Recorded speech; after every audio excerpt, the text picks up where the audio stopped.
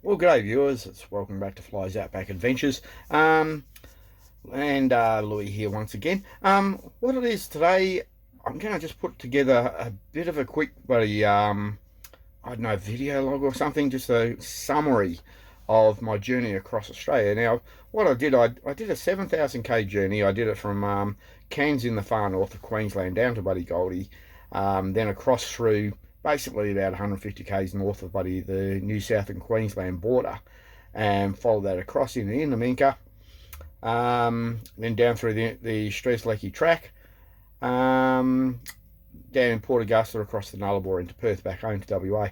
Now, that was a 7,000 kilometre journey, and for the most part, well, the first part of it anyway, it was an uneventful journey, just like any other trip that I've done, over the last 40 years of travelling in Australia.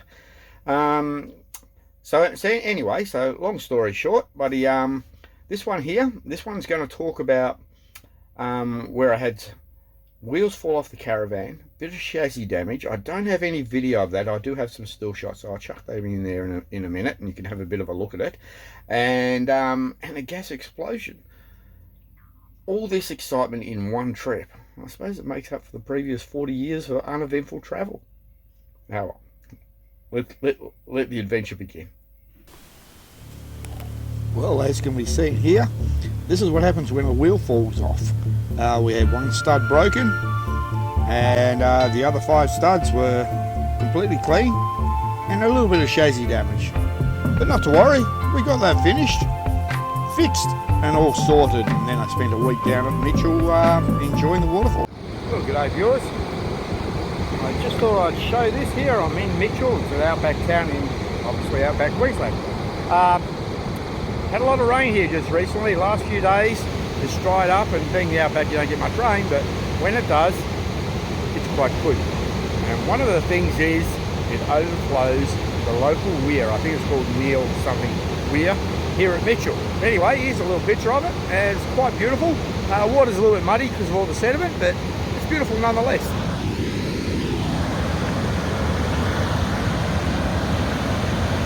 Try to block the sun glare out, so then cascades like you're down a set of steps,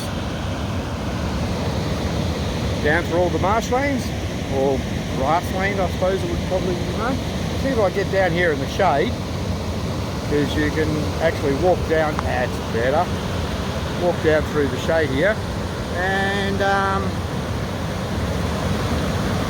yeah, it's not a bad little spot. You can walk over here, so we'll do that. We'll wander over here and have a bit of a look. Yes, so we wander over here, wander some more, wander.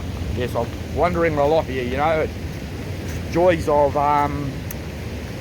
waiting for my tire. My wheel has turned up, which is good. Still doing some minor repairs, just internal panel damage, like the wheel arch. Looks all right from the outside, but inside the cupboard, which is where the wheel arch is on the inside of the caravan, it's all a bit of a mess. But panel beating a bit of that and bringing that back up. Run out of silicon, so I'll go down tomorrow and do that. And pick up a stud, because I've broken a stud, and I'll have a new stud, and it's a matter of waiting for a tyre. Anyway, I'll just come up here, and here we are, down at the bottom here. And again, I'll try to shade the buddy, stop the glare from the sun.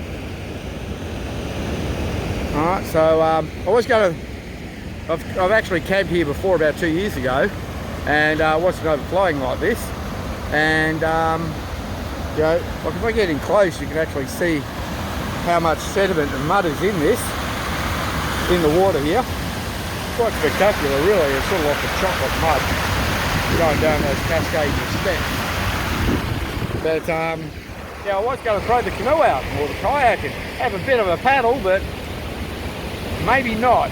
Apparently you just go straight over the falls and paddle down through there, and not a desired effect. Ooh, bee. Oh, sorry. Bye. Well, after the exhaustive and great energy-sapping viewing of the waterfall, time to settle down for a beer and a barbecue. Lovely chops and roast potatoes. Delicious. Okay, viewers, we're here. Just a quick bloody mention. I'm currently in Aminka, which is I suppose the far northeast of South Australia, and 28 or 50 kilometres, 28, whatever, that way, roughly, is Queensland. And first thing I noticed is you actually got a decent road. I haven't seen decent roads for a long time, so it's nice to have a decent road. And that's the Strzelecki track. Yeah, they still do work up far now. The adventure continues. It's sealed, but not for long.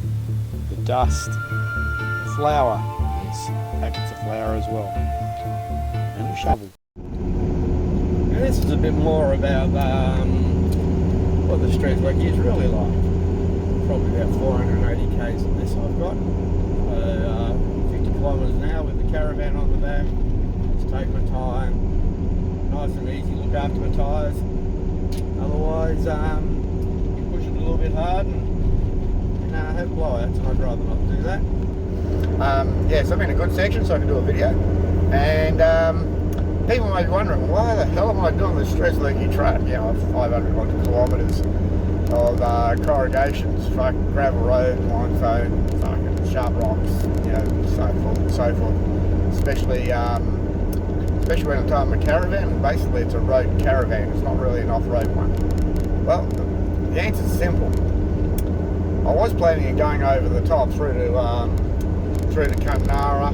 I had some personal number plates there I was going to pick up, do that there, and then have a little look at the Gibb River and maybe fucking do that. It's been 40 years since I've done it, and I don't remember it being too difficult.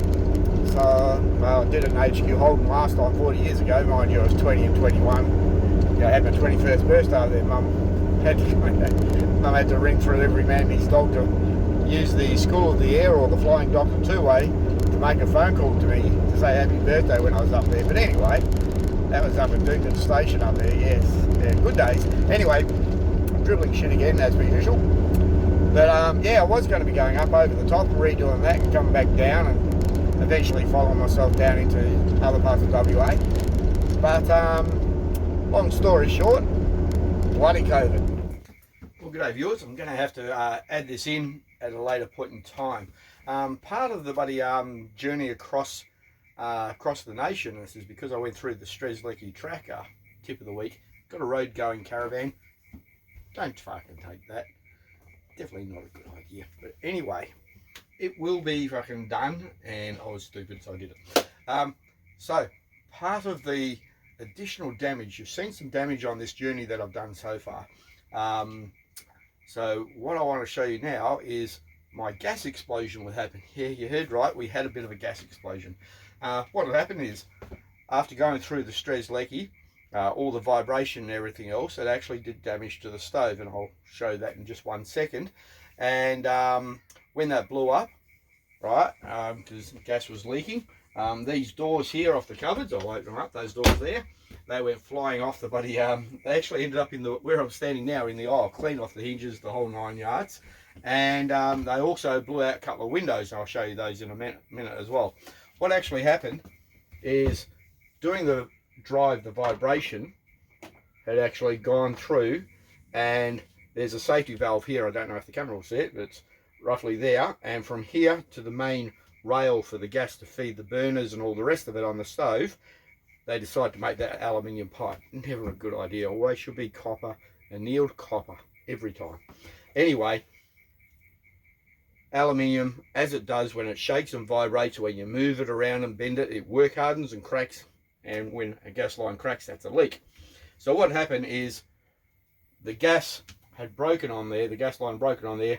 LPG is heavier than than air, so it went down to the bottom, filled all through the cupboards, and that's how the explosion happened through there. So I come barreling in, unaware of this, 2 days after I'd done the Strzelecki, coming in there in the middle of the night at Cayenne Cutter on the Eyre Peninsula, and I thought, geez, it's 11:30, 12 at night, I'm still a bit hungry. I'll cook myself just a typical tin stew, just a quick thing just to fill me up. So I cracked open the gas bottles at the front of the caravan, came in here, grabbed a tin of bloody stew from there, put it in a saucepan, put it on, turned it on, hit the fucking start button, woof, and there I am standing here, I'm like, bang, and everything else, talking about bang, there's Ken Ken's out the back, right? And so that was the explosion there. I'll put it on a pause for just a second, and I'll turn it around and I'll show you what it did as far as the windows. It didn't do the window that you should be able to see to the left or the window to the right. They were all fine. I've reattached, and I've had to repair the main structure of the cupboards of the caravan, so I've got around them. They're not a majory. So what I'll do, I'll just do a quick turn around. Okay, what I'll do, I'll walk to the outside. I'll move into the what's that? Now you can see all the tape holding my window on. I had to do the taping, obviously, to continue down the road and get somewhere where I can make a repair to the caravan. When I say it broke all the latches, I don't know if the camera can see it, but there's some lights, little latches here, and here. It broke all of those latches, so I had to do a repair. I've got all them fixed. That's not a problem. I just haven't got around to taking the tape off. So it's what I call the perfect anti-theft device. Caravan looks like shit. No one wants to take it. This is a plus side somewhere. Anyway, but buddy, I'll get around to removing the tape a little bit later on. But yeah, so all that blew out as well. So that's part of. That'd be better. That's part of the journey across.